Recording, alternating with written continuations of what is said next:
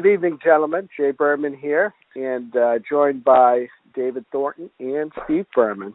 And we're going to focus our conversation this evening on impeachment, the upside, downside, and all around discussion of it. In the light of last Wednesday's Trump rally and also the following joint session of Congress to constitutionally count the Electoral College votes. In addition, Trump, we could just start with the Trump rally. The president, in short, registered public dissatisfaction, really a warning, publicly warned his Vice President Pence, stay away from, as he called it, weak Republicans, and I think he even characterized it as rhinos and idiots, which makes you wonder which category he might follow under that. He also mocked Mitt Romney as which is a regular stock of his conversations.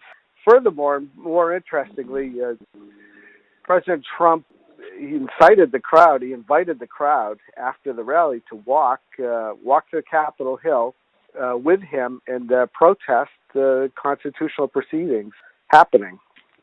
Of course, President Trump was not either not allowed, most likely, or never intended, which also could be true, to walk to the Capitol. He reportedly retired to the White House and began lobbying senators to file objections to the across several states, building his case. I don't know how else to say it. Delay the proceedings of counting the electoral votes, majority of such that belong to Biden and Harris. Then, at that same time, where he was lobbying the Senate to file objections, we all saw what happened. Some percentage of the people that were at the rally did proceed to the Capitol and breach the perimeter. I think it's safe to say that some small percentage of even those people at the rally that were protesting the proceedings on Capitol Hill had ill intent, pipe bombs and other vices to cause mayhem. So following what the country, the nation, the world watched, the violence on our Capitol, and after a long wait, the president offered an impromptu video, late and tepid, plea to stop the violence. And at the same time, Vice President Pence was evacuated immediately by Secret Service from the Capitol Hill to the White House, and he was the one calling the Pentagon to arrange for the 1,100 National Guard troops to really reset a perimeter and allow for the Capitol building to be taken. I mean, we could have a separate call and conversation on why that security wasn't in place, but that's neither here nor there. Really, President Trump, in my mind, he's now unable to govern and has proven to be ungovernable for the job at hand. David, you're probably the right person to start off the set the table on impeachment, and we'll just let the conversation go. Yeah, in my opinion, this is what the impeachment is for. We've got a president that summoned his supporters to Washington, D.C., whipped them up into a frenzy, pointed them toward the White House, and it's all with the goal of overturning the election. And his claims of election fraud have not been supportable. And what we've got is just an unprecedented, horrific mess. A lot of people made the point that the Capitol hasn't been occupied by enemy forces since the War of 1812, and then we had people raising the Trump flag in place of the American flag this week, and that's something the Confederates didn't do. I really think that there has to be some kind of accountability here. Part of the problem that we've had so far is that people have not held Trump accountable for the past 4 years. He's just been able to skate past whatever he's done. And, I know we've only got about 12 days left in the thing. We had our chance at impeachment before, and I think history is going to record that Republicans came down on the wrong side of that vote. it's not something that can stand. We need to make sure that this is not going to be a precedent for future presidents, and impeachment be a way of doing that. Well, I think it is true that the Republicans and conservatives particularly have not held the president accountable for various reasons, and we have to all come to the table on that. Yeah, I think that's absolutely true. Whenever he was first elected, they said they were going to hold his feet to the fire, but that just hasn't been true. With me, it's less of an issue. I guess we could have a different show about how David and I have frequently thought similar and come to different conclusions. But I can't get beyond. I mean, I hear in the press, you can hear on the conservative side a lot of, I'll call it excuse making right now. You're pointing in different directions. I can't get beyond what I saw Wednesday, start to finish. And do not pass go. Do not collect $200. Any of the good things we can talk about at a different time of things that Trump did. I just think he has to, in my opinion, he has to go. And the effort has to be made, whether it be successful or not. That's where I stand on it. Yeah, that's the way I feel, too. It's just the right thing to do. I don't think that you can do that sort of thing and then not have some sort of punishment for it. You know, we've got a Capitol police officer dead, and 4 of the protesters, 1 dead from a gunshot, and all kind of other people going to jail over this. Fundamentally unjust if Donald Trump walks away from it with nothing, not even a slap on the wrist. And were we supposed to stop the world for 10 days? And I do think he's so damaged that he's ungovernable. And I would be much more comfortable if somebody else were officially taking the reins rather than what might be happening right now. Who knows? Very transparent, right? Yeah, I would say so. That is the other thing. There's no telling what he's going to do in between now and when he leaves office on January 20th. He's kind of like an isolated, cornered Trump, and that may be more dangerous than the Trump we've seen so far. Anything, Steve? I was waiting to stop. Yeah. We could go on. David, we could go on all night. Yeah. Well, I'm not going to argue on the oughts versus what we should do, what we ought to do. From a legal perspective, it would be a travesty of justice for the president. Whether you give him the benefit of the doubt and say, well, he wasn't intending or aware that people were going to march from the White House to the Capitol. After he told them to march to the Capitol, and the entire event was called, I think, March to Save America. So he should have known, whether he said he knew that they were going to go there or not.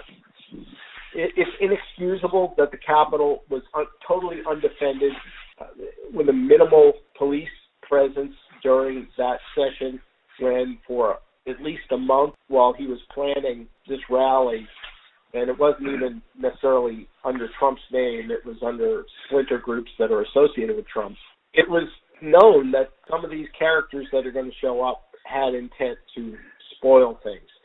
Either now, in the past, though, other Trump rallies that have taken place in Washington, or rallies that Trump has attended, like the March for Life and so forth, have been very well-mannered versus, when Antifa shows up at a BLM rally, and they did bring out the National Guard, and they cleared the streets so Trump could have a photo op in front of the church.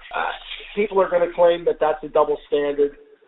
It's very possible that the police themselves and the Capitol Police didn't think anything would happen, and of course they got caught in that terrible position of unpreparedness. I think that can be litigated later. All of those things, yes, we ought to do something. We ought to impeach him. We ought to remove him by the 25th Amendment. Those ought, I'm not going to disagree with you on. However, we have to look at the practical and possible. When you talk about Trump being cornered, he's increasingly being cornered. It's not just political that of course, nobody in the government now has any confidence in him. I would be willing to say that in a crisis, they're going to turn to Vice President Pence for an action versus the president, even though the president legally has that responsibility. Impeaching him is simply a piece of paper at this point. It's a look. We made it official that he should have been impeached probably in the last go around. Although from the very beginning, and I'm not going to get into relitigating 4 years of Trump hysteria, but from the very beginning, on January 20th, 2017, the Washington Post published an article saying that they were going to try to get him impeached at the soonest. And this has been a goal. Now, granted, Trump has been a bullet train towards impeachment, descended that golden escalator. He should never have been nominated. He should never have made it past the primaries, but voters voted for him. If you really want to ultimately trace back who is at fault, you've got to blame the Republican Party that allowed it to happen, and you've got to blame the voters that voted for him, and you've got to blame the other candidates in 2016 that none of them would step aside so that Trump walked in and he won. And I wasn't unhappy that he beat Hillary.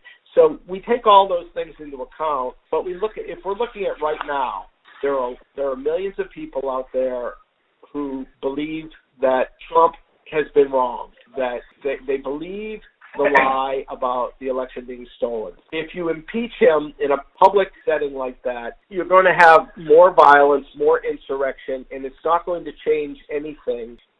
Matter of fact, it might even be the wrong precedent to set, because now you've brought up a new thing called a snap impeachment, an 11-day impeachment, and that's never happened. The last time they tried to impeach Trump back in January, they rushed it.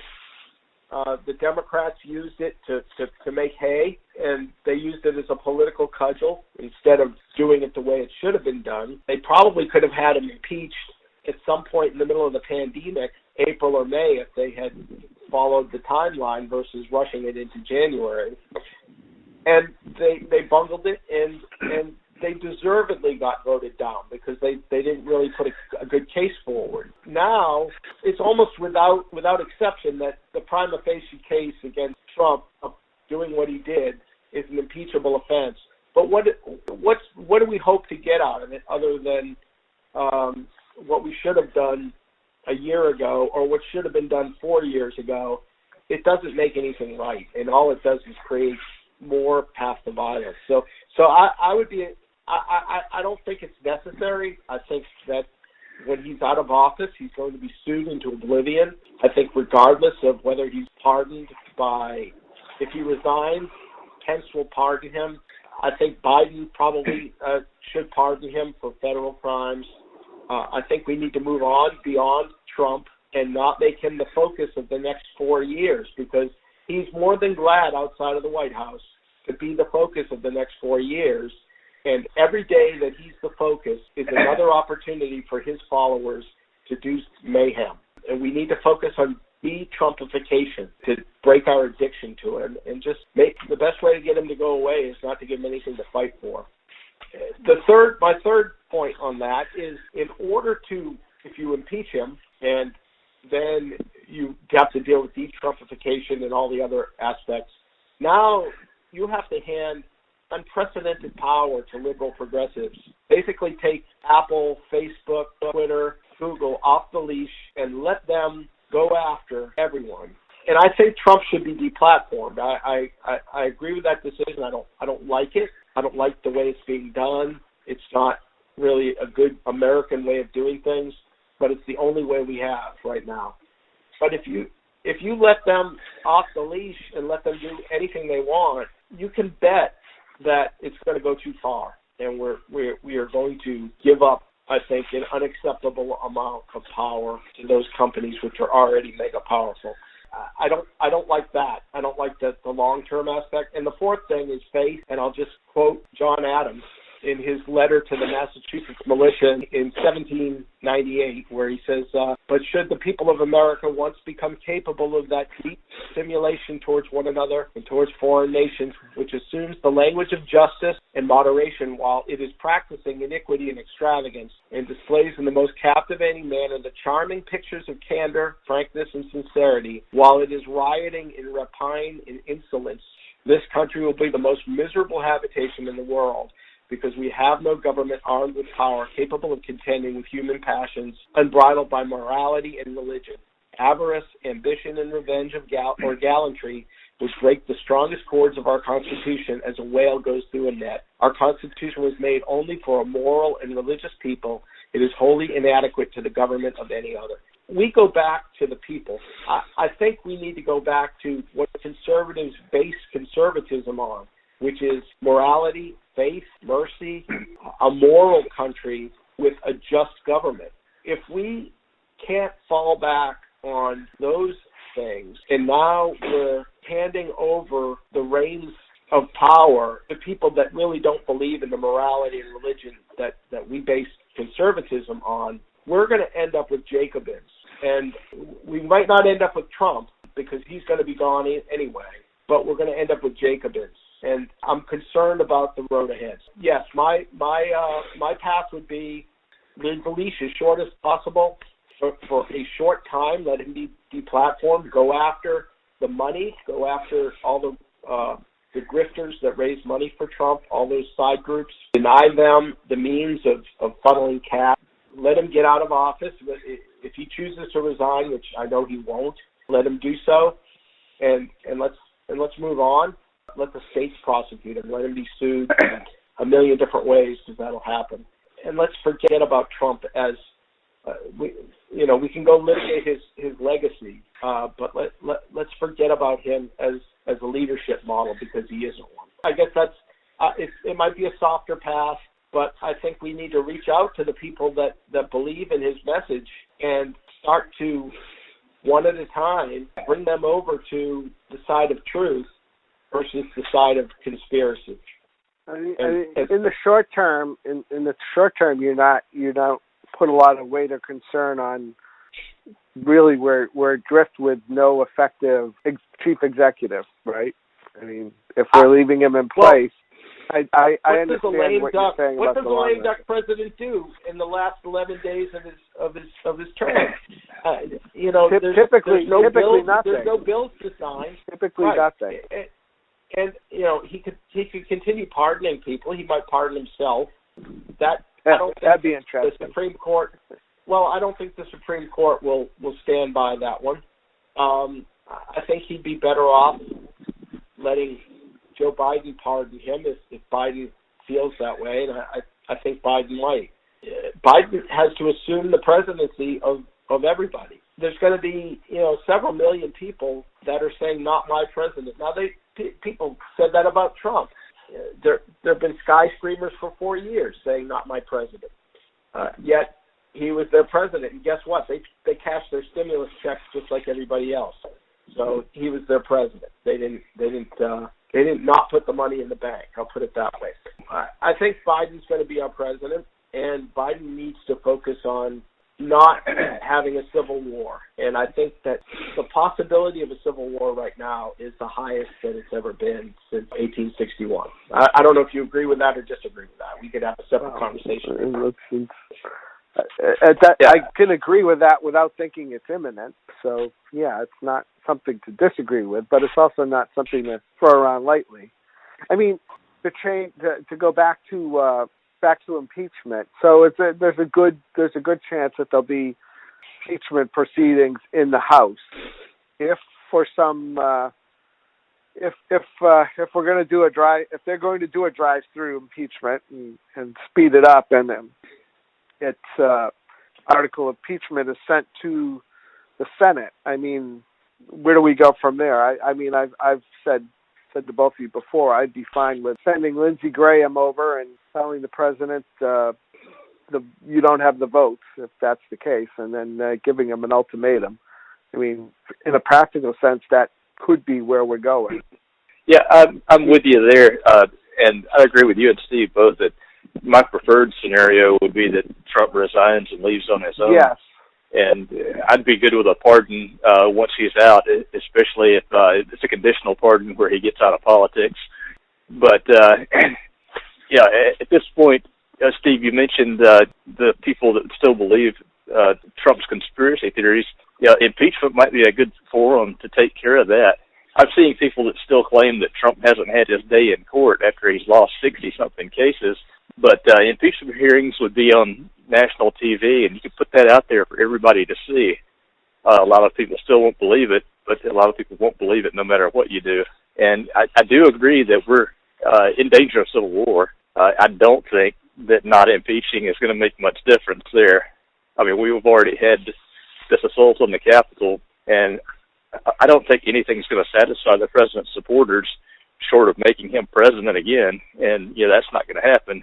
Well, I guess, David, I agree with you on that level that in the next 11 days nobody's going to be persuaded off their. I mean, very few people, one way or the other, are going to be persuaded. My position had always been at the beginning, even though I did vote for Trump, I made it clear and I wrote that if he refuses to accept the results of the elections, I'm not going to support that. I'm not going to support him through that, and I didn't, and I haven't. And I think a lot of people have hold that position also, but there are other people that believe that, they've heard nothing but the election's going to be stolen for 4 months, 5 months, and they believe it. And I don't think they're going to be persuaded in 11 days. I agree, yeah. I don't think Trump would participate or even cooperate in any way with impeachment proceedings, so he's not going to have his day in court because he knows his day in court would be his losing day in court. So yeah. I don't think he wants that. I think he wants to preserve himself, his ability to connect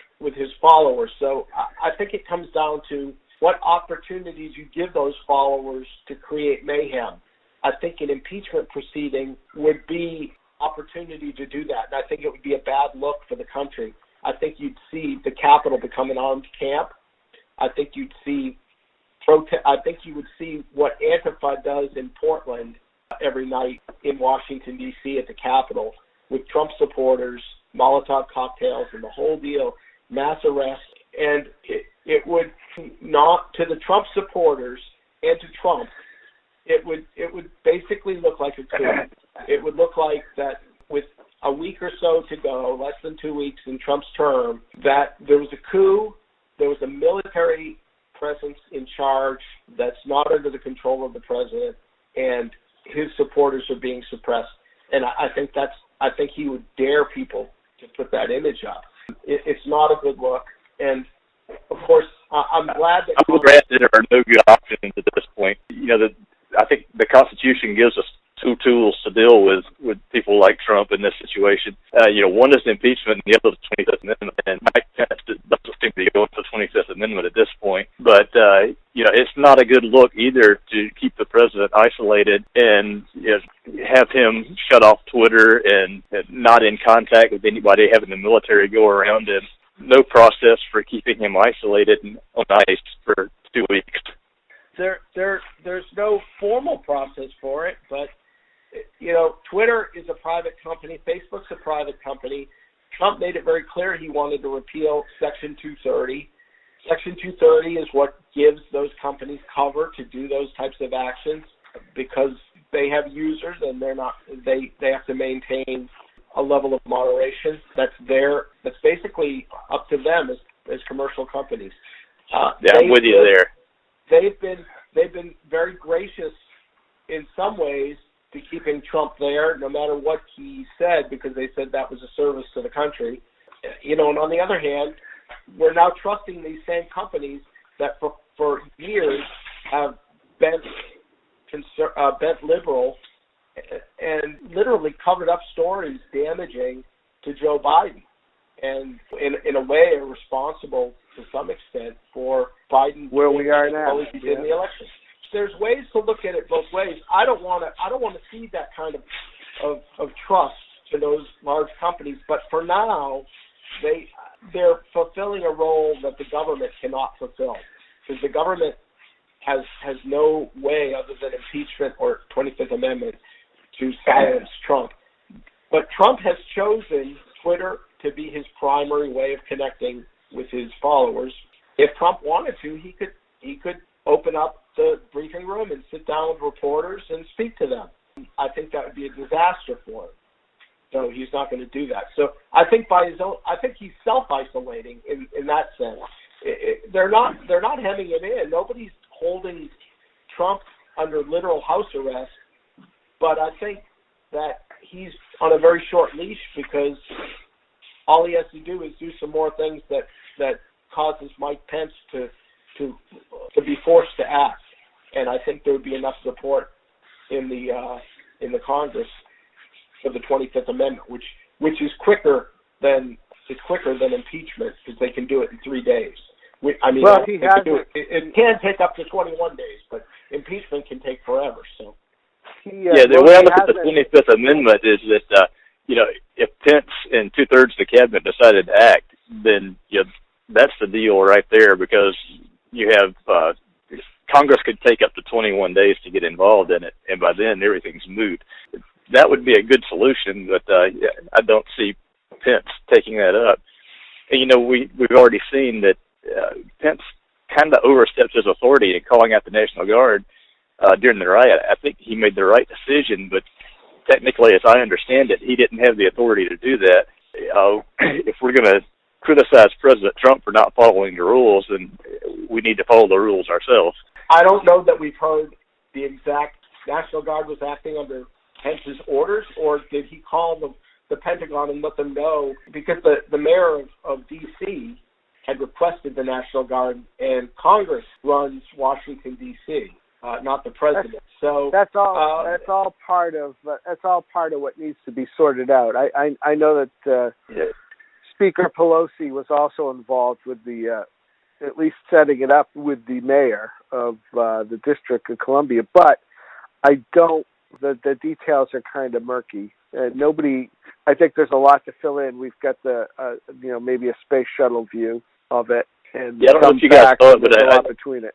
I don't know if you guys saw it, but I read last night that Amy Klobuchar is going to be heading up an investigation into the security lapses at the Capitol. And I did see that Larry Hogan said that he was trying to deploy the Maryland National Guard, but he could not get permission from the Department of Defense to send in the Maryland National Guard. And I keep seeing that Pence made the call on that, but again, I don't have all the details.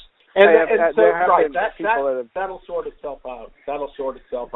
It was definitely a bad call all the way around. Dealing with that, I think Pence did what he thought he needed to do. Whether he had authority to do it or not, he was going to be on the phone because he had Secret Service protection that evacuated him quickly, and they got him out.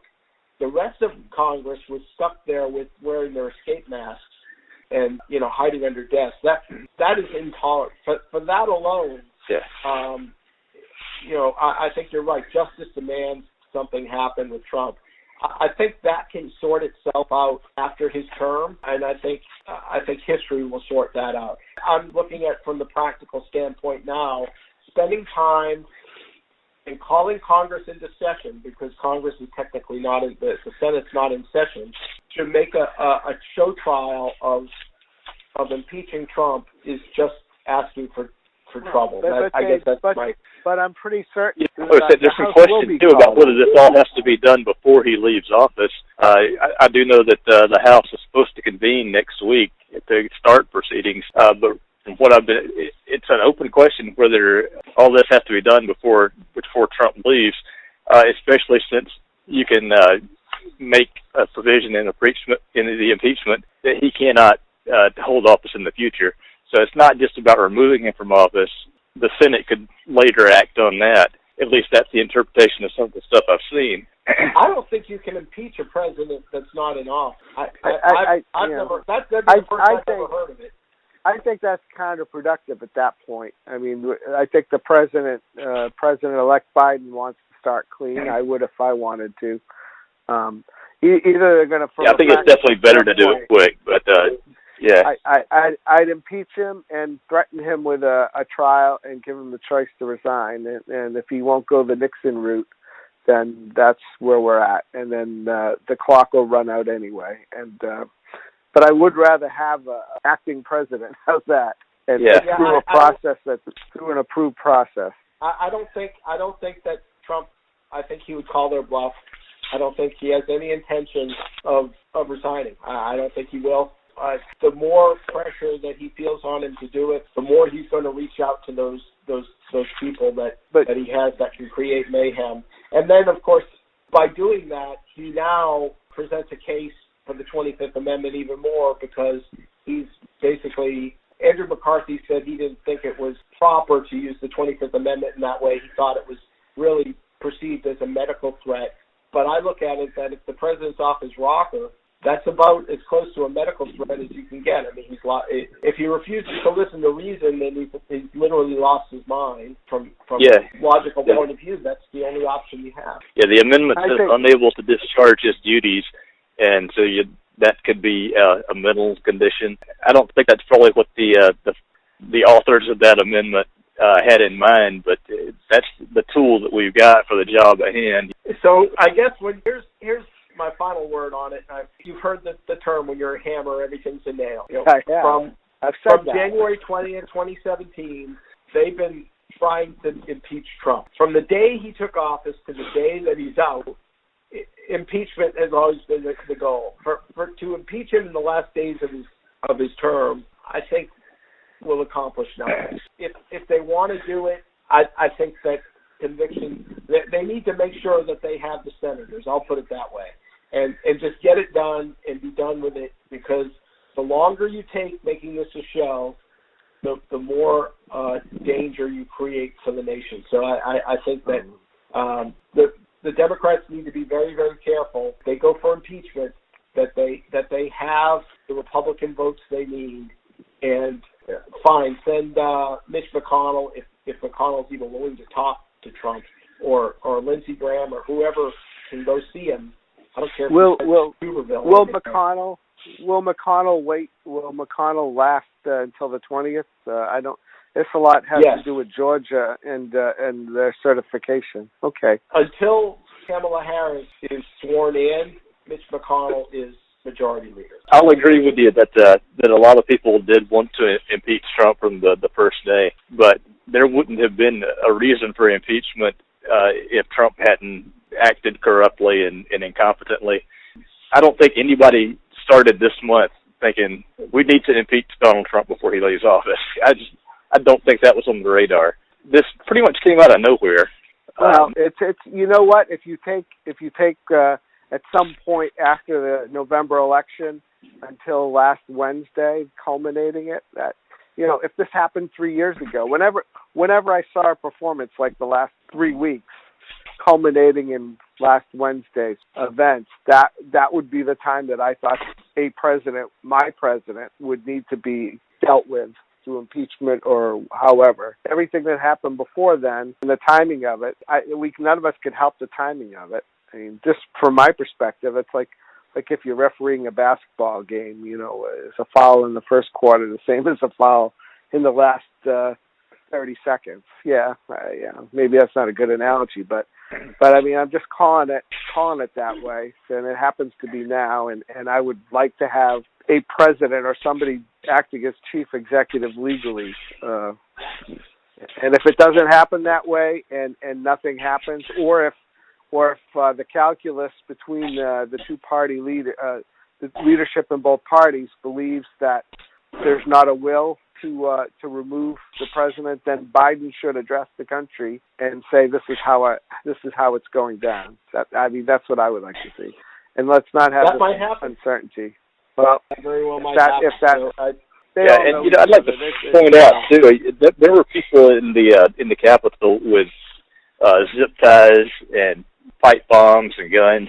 I think this was a lot more premeditated than a lot of us realize, and we could have basically had our legislative branch decapitated or kidnapped, hostage, held for ransom. I think this really needs to be taken seriously. I've seen a lot of people that are accusing people of pearl clutching over concern about it and comparing it to the BLM.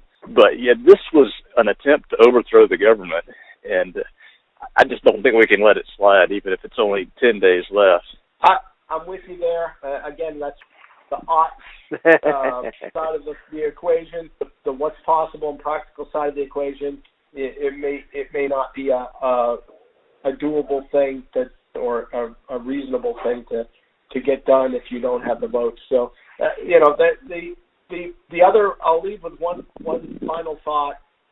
Just remember that when we cede power to Facebook, Twitter, Google, Apple to deplatform and remove apps from their stores and so forth, they don't back off that very easily. So once you've ceded that and you've given them permission to do those things and you've cheered them for it because it served a purpose in dealing with Trump, and I think it does, once you've unleashed them, the leash doesn't go on easily.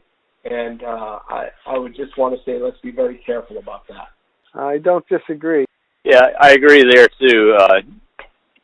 At this point, I'm less concerned about that than the possibility of more violence and further insurrections. We've got into this situation over a period of years and just letting things roll, and as a result, we're left with no good options. They're just not a good alternative at this point. And I think you're right. Deplatforming is going to be the best option at this point. That'd be a good editorial piece right there called "No Good Options." Good options. I seem to remember writing something similar in 2016. Little did we know, right? Back where we started. Yep, exactly. And all right, we'll take this up again. I mean, I think events of next week. I'm not surprised by a rapid fire impeachment process, and I think that's probably what's going to happen, and we'll all have to deal with where that goes. Not sure. The place is unknown, but we soon be known. It's not the time for kabuki theater. We'll just put it that way. Either do it or don't do it. But let's not make theater of it, because theater is dangerous. So, all right. Let everybody go. Thank you, gentlemen.